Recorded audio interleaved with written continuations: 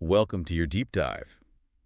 Today we're going to be cracking open Lucy Kellaway's memoir, Re-Educated. Oh, You yeah. suggested this one. I did. And it's a fascinating look at what happens when someone flips the script on their entire life, career, and Why? in their late 50s, no less. Yeah, it's a story that's tailor-made for lifelong learners like you. It is. Lucy's journey is raw, funny, Yeah. and offers insights that go way beyond the typical self-help tropes. It does. Yeah. I mean, she ditches a 25-year marriage and a prestigious job at the Financial Times to become a teacher. Yep. Talk about a plot twist. That's right. But what I found really intriguing is why she made such a drastic change. Yeah. It wasn't some midlife crisis. No. More like a slow burn realization that success wasn't fulfilling her anymore. It's a theme that resonates deeply with the idea of unlearning. You know, Lucy had to unlearn what society told her success looked like. Right. And more importantly, unlearn her own beliefs about what should make her happy. Okay, so let's rewind to the beginning. Okay. Lucy's life seems pretty enviable, right? It does. She's got the stable marriage, the London lifestyle, the high-powered career, but she describes this feeling like something's missing. And that's where it gets interesting. Yeah. The catalyst for change wasn't some earth-shattering event, Right. but a seemingly random one. A trip to view a unique house with her daughter. Yeah, and this is where that orange Corian comes in. Yes. It wasn't just a design quirk. Right. It was symbolic of the clean break Lucy craved. Uh-huh. She impulsively buys this modern minimalist frame house Okay. with a 20-foot strip of orange Corian as its centerpiece Wow. and leads her husband to live there. It's almost as if she needed that physical representation of change, Yeah. that visual reminder that she was stepping into a completely new chapter. Yeah. That's how powerful our surroundings can be. They can really influence our emotional state, even push us towards transformation. But here's where things get complicated. This move to the frame house, it coincides with her father's death. Oh, wow. So you have this simultaneous experience of liberation and grief, Right. joy and loss all tangled up. Yeah. How do you think that impacted her journey? I think it speaks to the complexity of personal growth. It's rarely a straight line from point A to point B. Right. It's messy, unpredictable, Yeah. and often bittersweet. Yeah. And Lucy's honest about that. On moving day, she describes feeling this roller coaster of emotions, exhilaration, regret, and back to exhilaration again, all within a 15-minute drive. Wow. Yeah. That really stuck with me, too. Yeah. Okay, so we've got Lucy in her new home, grieving her father, and starting to question her career. Right. After 32 years at the Financial Times, she's at the top of her game. Yeah. But she's lost that hunger, Right. that drive that got her there. This is where we see the trap of success, right? When the fear of failure disappears, when comfort and status become the norm. Yeah. It can actually stifle growth. Right. Lucy describes feeling like she's plateaued, Yeah. and that realization is both liberating and terrifying. And I love the detail about her desk at the FT. Oh, yeah. It's this chaotic mess overflowing with papers and files. A stark contrast to the minimalist aesthetic of her new home. That visual contrast speaks volumes. Yeah. It's like she's compartmentalized her life, Right. maintaining outward order, while her inner world is in a state of flux. So we've got Lucy at a crossroads, Okay. personal life in upheaval, career losing its luster, Right. a sense of now what brewing, what happens next? Well, the path to her new career is anything but straightforward. Okay. It starts with a chance encounter at a party. Okay. A conversation about Teach First, Okay. which is a program that places high-achieving recent graduates in challenging schools. Right. This sparks an idea. What if there was a Teach Last for experienced professionals looking for a second act? And just like that, a whole new chapter begins. But I have to admit, I was a little confused about the difference between Teach First and Teach Last. Right. Can you explain that a bit more? Absolutely. Yeah. Teach First is specifically for those fresh out of university, Right. aiming to address educational inequity by placing these talented grads in under-resourced schools. Right. Teach Last was Lucy's brainchild, a program for people like her with decades of experience in other fields Right. who want to transition into teaching later in life. Gotcha. That makes a lot more sense. Good. So how does Lucy go from this Teach Last idea to actually standing in front of a classroom? It's a combination of serendipity and sheer determination. At that party, she meets someone involved with Teach First. Okay. and has this light bulb moment. Then she sends an email to Katie, a potential partner in this venture, with a subject line that simply says, would you like to set up Teach Last with me? Wow. Please say yes. That's a big ask. It is. Yeah. And it speaks to Lucy's mix of naivety and courage. She's diving headfirst into this new world without a roadmap or any guarantees. And not everyone is thrilled about the idea, are they? Definitely not. Yeah. She encounters a lot of skepticism. People question her motives, her stamina, and even suggest it's just a midlife crisis. Right. I mean, switching from writing for the Financial Times to teaching in an inner-city school is quite a leap. It is. Right. And it challenges a lot of assumptions about age, career trajectories, and what constitutes success. Right. But Lucy's determined to prove them wrong. Okay, so she's got this vision. Yeah. She's facing down the doubters. Yep. And she's starting to make Teach Last a reality. Right. What happens when she actually enters the classroom? Well, that's where things get really interesting. I can only imagine. Her teacher training is a brutal wake-up call. She struggles with the technology, the classroom management, and the humbling realization that her years of experience in journalism don't automatically make her a good teacher. Of course. It's a classic case of the expert becoming the novice again. Right. She's used to being the one in control, the one with the answers.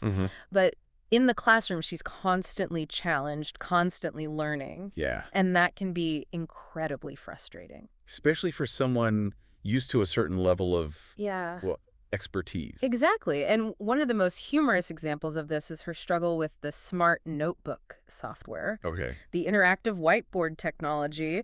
Here she is, this accomplished journalist, reduced to fumbling with buttons and menus. Oh, gosh. It's a reminder that we all have blind spots, areas where we feel out of our depth. And that being willing to learn even from those we perceive as less experienced is essential. Absolutely. Yeah. So we've got this clash of expectations and realities.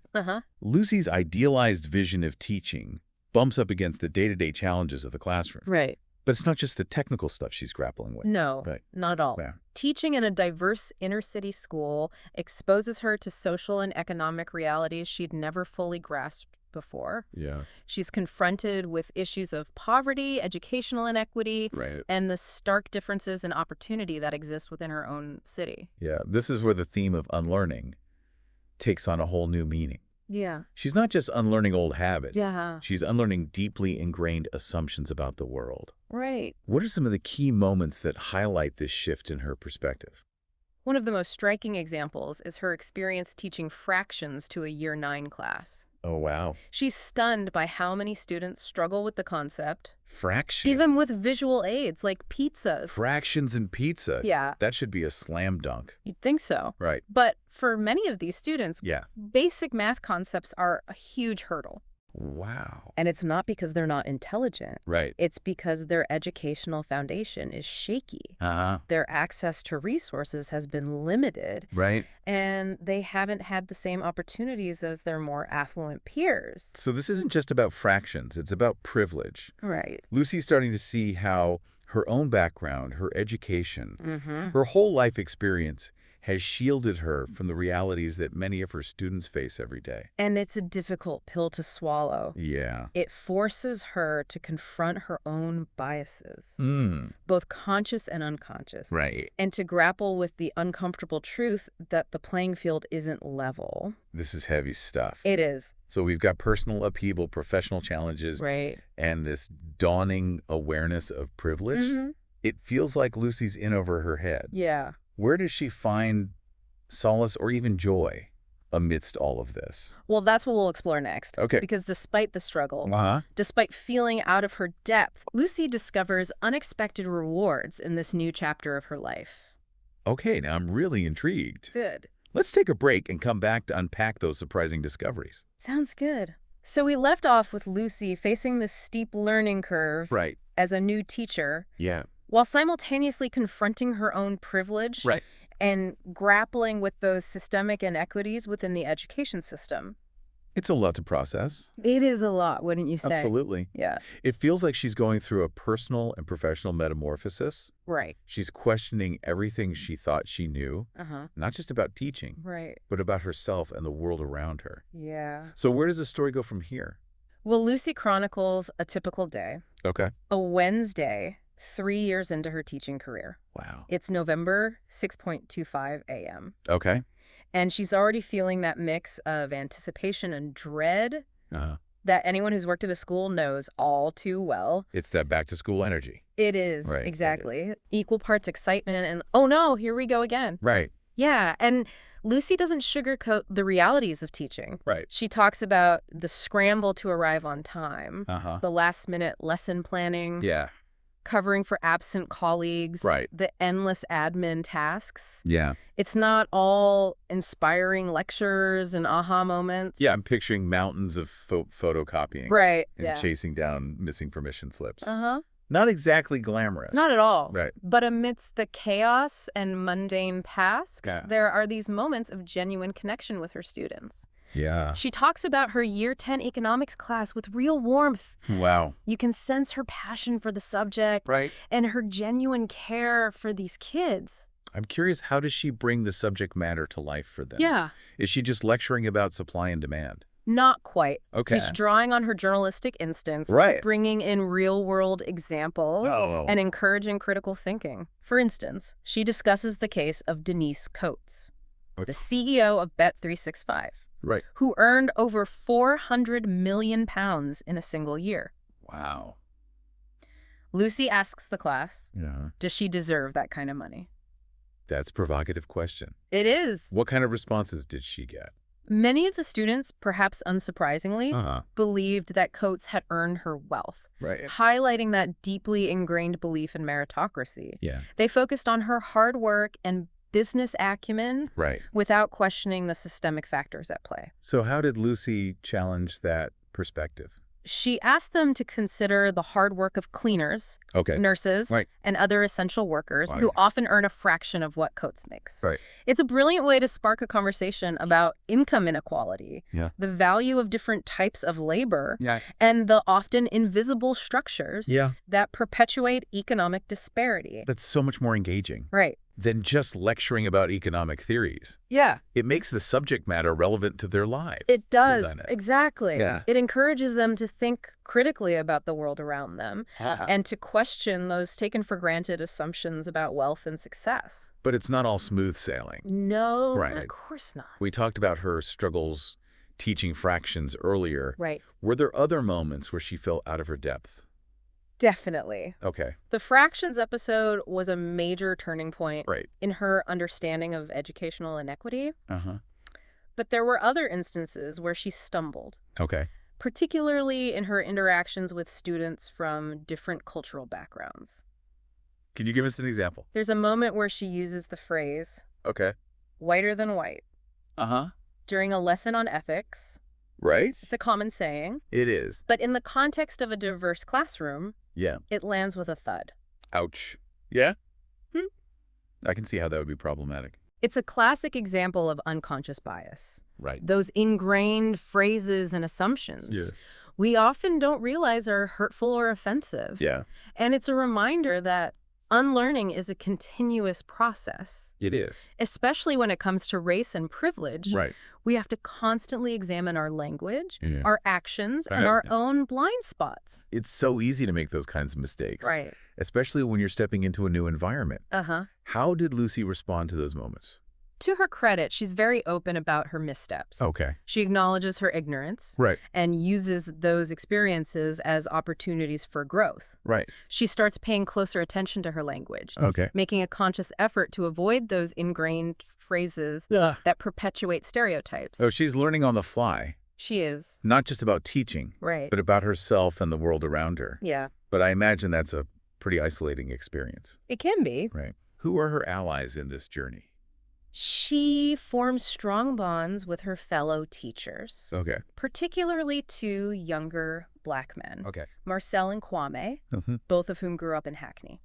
What's interesting about those relationships? Well, they challenge her Okay. in ways that are both uncomfortable and enlightening. Mm. She listens to their experiences, acknowledging that she can never fully understand their lived realities Right. as Black men navigating a predominantly white profession. Right. But she's willing to learn to be an ally. Yep. And to use her platform to amplify their voices. It sounds like those friendships become a crucial part They do. of her unlearning process. Right. She's being exposed to perspectives and experiences that were previously invisible to her. Precisely. Yeah. And those conversations push her to think more critically about the education system itself. Okay. She starts to question the traditional measures of success, like exam results, recognizing that they don't always reflect the full range of a student's abilities or potential. So it's not just about teaching the curriculum. It's about challenging the system itself. It is. What are some of the ways she does that? She starts incorporating more creative and diverse assessments, recognizing that intelligence manifests in many forms. There's a fantastic anecdote about a student who brilliantly mimics Donald Trump, capturing every nuance of his speech and mannerisms. That's amazing. It is. And it highlights the limitations of standardized tests and those narrow definitions of achievement.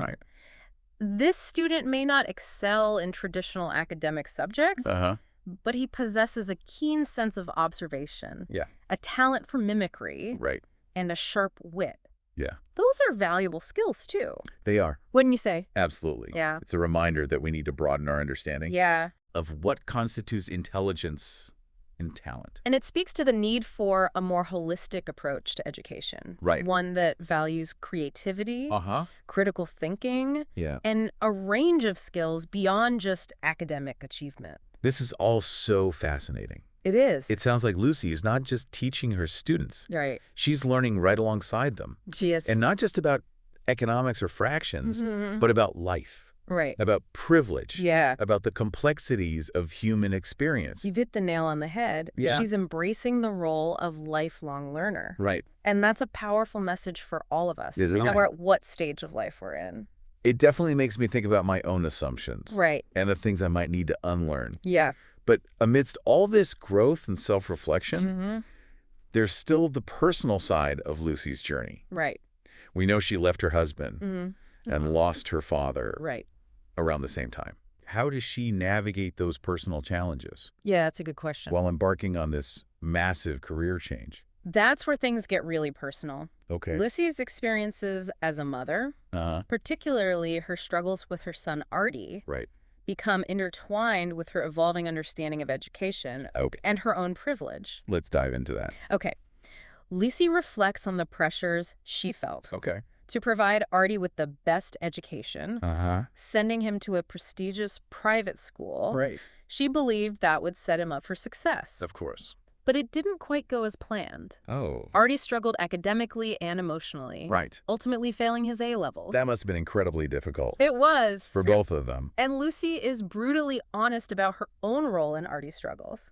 She admits to being overbearing, pushing him towards academic achievement without truly understanding his needs or interests. It's a common trap for parents. It is, isn't it? You know, we want the best for our kids, but sometimes our own ambitions and anxieties get in the way. Absolutely. And Lucy's reflections on her parenting journey highlight the importance of letting go of those preconceived notions of success and allowing our children to discover their own paths. So what happened with Artie? Well, did he eventually find his way? He did. He eventually discovered a passion for cooking. Oh, wow. And found fulfillment in the culinary world. That's wonderful. It is. It's a reminder that success can take many forms. It can. And that the traditional academic path isn't the only route to a fulfilling life. Exactly. And Artie's journey has a profound impact on Lucy's approach to teaching. She becomes more attuned to the individual needs of her students, more understanding of their challenges, and less judgmental about their struggles.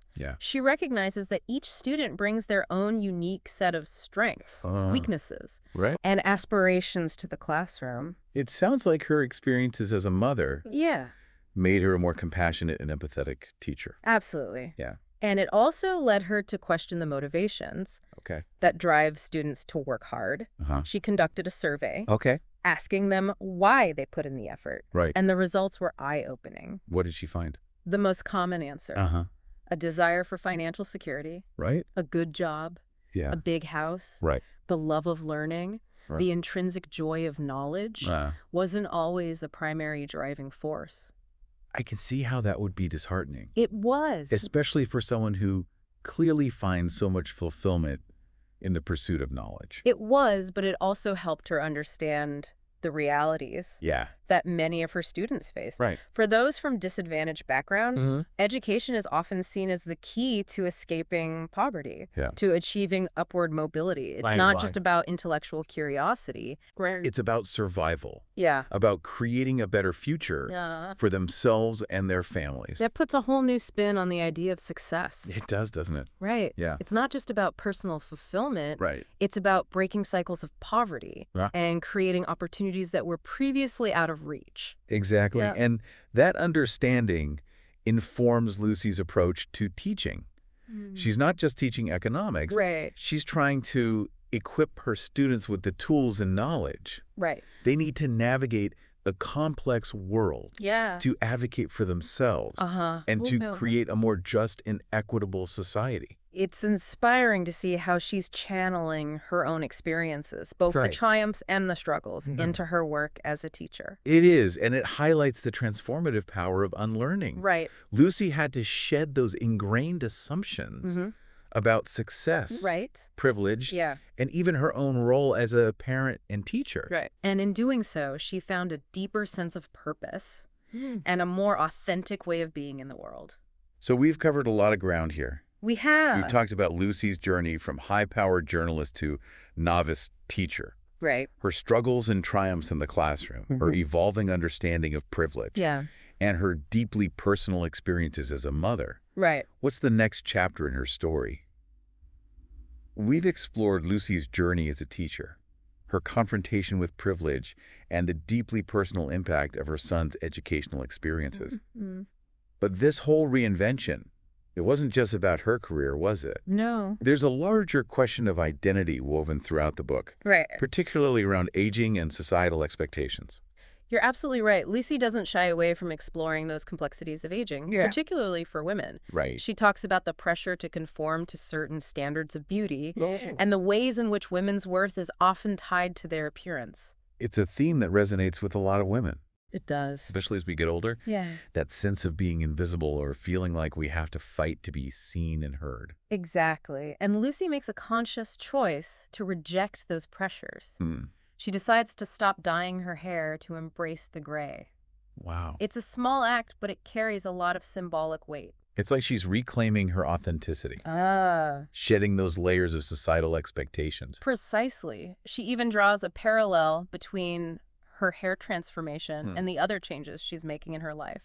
She says, I'd done house, husband, and job. It was time for hair. There's a real sense of liberation in that statement. There is, isn't there? Like she's finally free to define herself on her own terms. Absolutely. And this newfound freedom extends to her wardrobe as well. She talks about buying this bright red corduroy boiler suit. Something she'd always wanted but felt too self-conscious to wear in her previous life. I love that detail. That's great. It's such a bold statement. A rejection of those invisible rules about what women of a certain age should wear. It is. And for Lucy, it represents a reclaiming of her individuality, her right to express herself. Without worrying about fitting in or meeting someone else's expectations. It's almost like she's saying, I'm not going to disappear into the background just because I'm getting older. I'm still here and I'm going to do things my way. Exactly. And it challenges those ageist assumptions that try to limit women's choices and possibilities as they age. It makes me think about those arbitrary rules we create around age. Who gets to decide what's appropriate or acceptable at different stages of life? That's a great question, and Lucy grapples with that throughout the book. She talks about how, in some ways, she feels more in common with the 20-somethings at her 60th birthday party than with some of her older friends. It's not just about chronological age. It's not. Is it? No. It's about mindset, about staying curious and engaged with the world. Exactly, and it's about challenging those limiting beliefs we hold about ourselves and what's possible at any age. So it sounds like Lucy's reinvention wasn't just about changing careers. It was about a more fundamental shift in her identity, her values, and her outlook on life. Precisely. And it wasn't always easy. Of course. She acknowledges that she's become a bit more outspoken. Right. A bit less tolerant of hypocrisy and injustice. I can relate to that. Can you? Yeah. Yeah. Sometimes with age comes a certain level of, I'm not putting up with this anymore. Exactly. And while some might see that as a negative, I think it also reflects a growing sense of self-assurance. Right. And a willingness to speak truth to power. So there's a trade-off. Yeah, right. There is. Maybe she's lost some of that youthful naivete, but she's gained wisdom, perspective, a deeper understanding of herself and the world around her. You've put it perfectly, and I think that's the beauty of Lucy's story. Yeah. It's honest, it's messy, and it's ultimately hopeful. Right. It shows us that reinvention isn't about achieving some idealized state of perfection. Right. It's about embracing the ongoing process of growth, learning, and self-discovery. And it's a reminder that it's never too late. It's not. To question those long-held beliefs, to explore new possibilities, and to write our own narratives. Absolutely. Lucy's journey is an invitation to all of us. It is. To unlearn those limiting stories we tell ourselves, to embrace the unknown, and to keep evolving no matter what stage of life we're in. And that, my friend, is what deep dives are all about. That's right. They challenge us to think differently. Yeah. To expand our perspectives, and to uncover those hidden gems of wisdom that can guide us on our own unique journeys. Thank you for joining us on this deep dive into Lucy Kellaway's Re-Educator. It's been great. We hope it sparked some new insights. Yeah. And inspired you to continue your own journey of learning and unlearning. Thanks for joining us.